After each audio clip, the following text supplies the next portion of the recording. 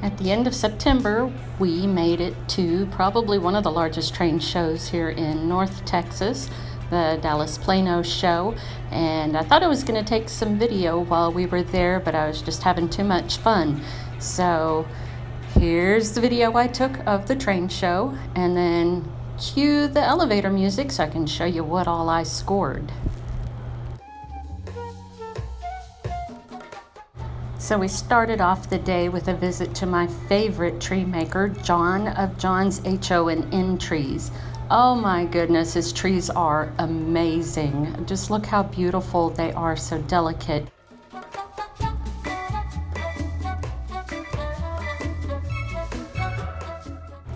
This is a mimosa tree, which I figured would go into Rose's yard. I'm kind of disappointed with how her yard looks, considering how much she loves to garden. This is an apple tree, and I mean, look how amazing you can actually see little apples on there. And I figured that also would go in the same neighborhood, maybe not Rose's yard. This is a pecan tree. In Texas, you have to have pecan trees. So this one is just outstanding looking. It's one of his larger trees, and it's just breathtaking.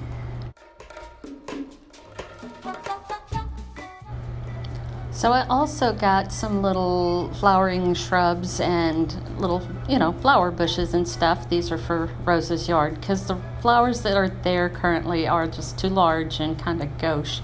And last but not least, we have bluebonnets, which are pretty much also mandatory in Texas.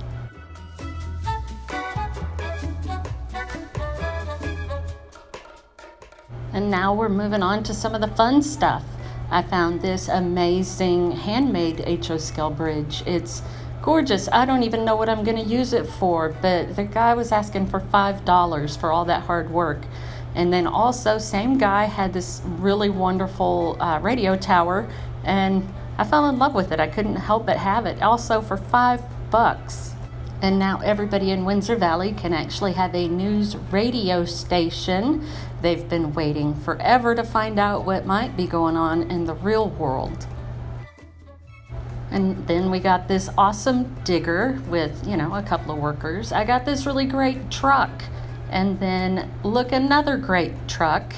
And then a wonderful car. And then we also got another wonderful car. And then we got another great truck. And all of these things were such a bargain. Don't even look at the prices because that is not what I paid.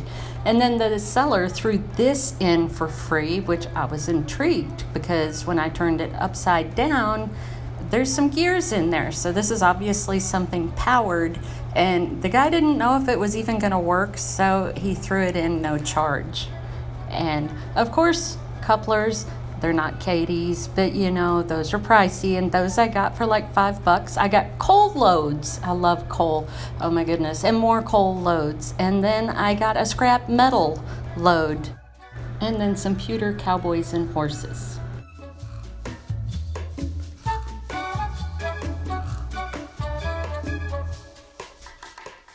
So we'll start with this really neat Pullman passenger car. I think I only paid $5 for it. And then we have this cute little red, white, and blue caboose that I don't even think it was $5. It was almost free. But now I have a caboose for red, white, and blue holidays. Then we have this locomotive. It's unpainted, a switcher, and the gentleman that sold it to me charged me $10 because he wasn't sure if it was going to run. So we're going to find out here in a little bit when we put it on the track. Let's see if it actually works. And we have some more rolling stock, and this is an Oscar Mayer reefer. It's a Wienermobile, and I actually was thinking a hot dog Andy when I bought it. We have a UP cattle car. I'm trying to build my Union Pacific fleet, and for a few bucks, this was okay. Of course, just about all the rolling stock I bought, I'm gonna have to change out the couplers from horn hook to knuckle, but good thing I got a deal on all those couplers. And then here we have something else I'm trying to build up my fleet for, Southern Pacific, and it's already weathered, and this was $5. I couldn't resist it. It's great. And look, it already has the knuckle couplers on it, so I don't have to worry about changing them out. Hooray! And it is an Athearn blue box. And here's another Athearn blue box, a gorgeous Union Pacific Fruit Express reefer. And got a little assembly to do on it, but it's brand new. Nobody's really ever taken it out of the box, it looks like. So also for $5, what a win.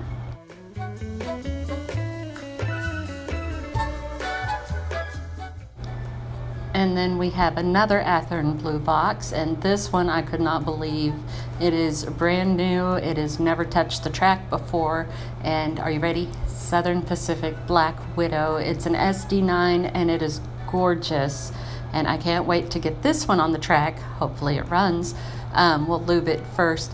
But look, it's just absolutely spotless. And of course I have to put the rails on and the couplers, but those wheels are pristine. And the guy was asking 40 and I talked him down to 35, and I was pretty happy with that. So we're gonna play with that here in just a little bit. And the next one is this really surprised me. It is an Atlas Union Pacific SD24, and the gentleman who was selling it actually put it on a test track, and I watched it go forward, I watched it go in reverse, the lights came on, and it looks wonderful. I mean, the wheels still look good, everything is just about perfect. And so I confirmed with him that it ran in DC, and he was originally asking $40, and I actually talked him down to $30, which was a surprise.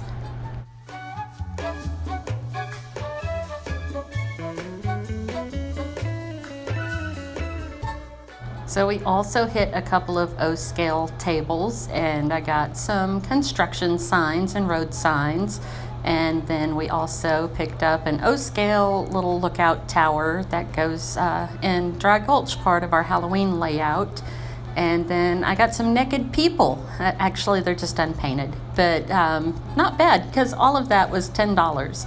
And then my husband got this CW80 Lionel transformer, and he only paid $50 because there's just something a little bit off about how it functions. But he's amazing at repairing these things, so we're looking forward to getting that working like new again.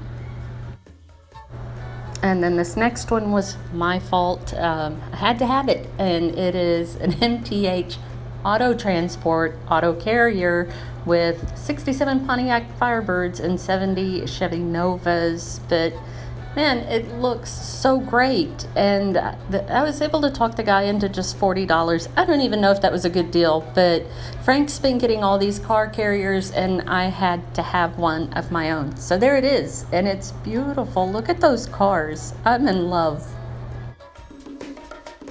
And truth be told, I don't even know if it's going to go through our tunnels on the Halloween layout, but we're going to find out, and at some point we'll run it. Why not have cars for Halloween?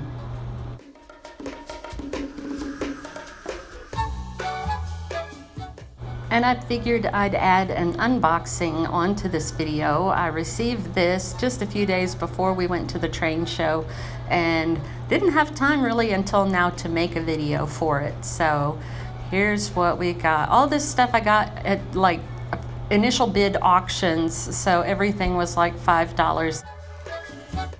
And next up, we have a set of 4 coal hoppers. 2 of them actually have coal loads in them, but for all 4 of them, the opening bid was like 7 and some change, and nobody outbid me. So I got these for under $8.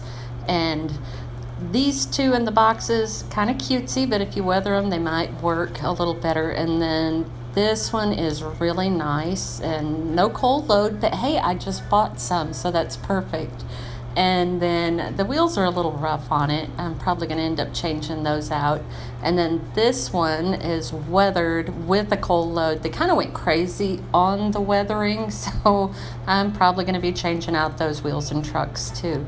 But really neat looking, and I mean, for under $8, so that's just like less than $2 a piece for each of these coal hoppers. And the next two items actually came together in the same auction. Opening bid was like $7.50. So we have another Union Pacific cattle car, really, really heavily weathered. But it's already got the knuckle style couplers on there, so I don't have to worry about that. And then to go with it, what I really wanted was this Union Pacific caboose. And it's so weathered, you almost can't tell what the original color was, but still, I think it looks pretty great. I am gonna have to replace one of those knuckle couplers, came off, but it's a really nice looking caboose, and now I have a Union Pacific caboose, so I'm happy. And so again, those were less than $8. And all three auctions together came out to be about $21 plus just about $9 shipping.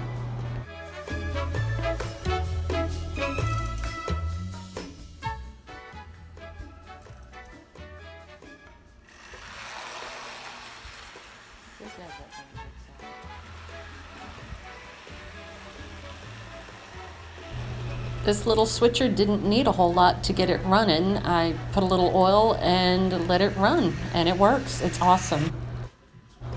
And we have the Black Widow on her inaugural run, and isn't she beautiful?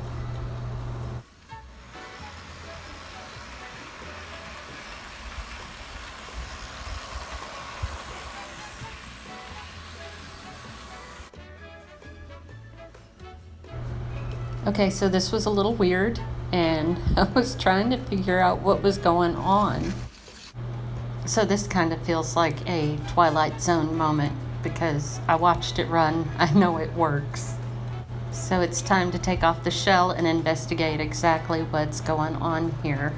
And no surprise, there's a decoder in there, Digitrax. So let me switch out my controllers and we'll reset the decoder and then we can play.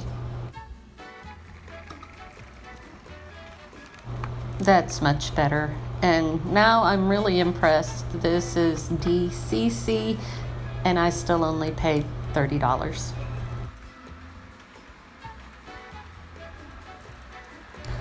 The downside is that I was actually hoping to run this along with my my Proto 2000 UP, the GP30 I got a couple of months ago as a double header, but I'm gonna have to get a decoder for that one before I can do that. That is the cutest thing I've ever seen.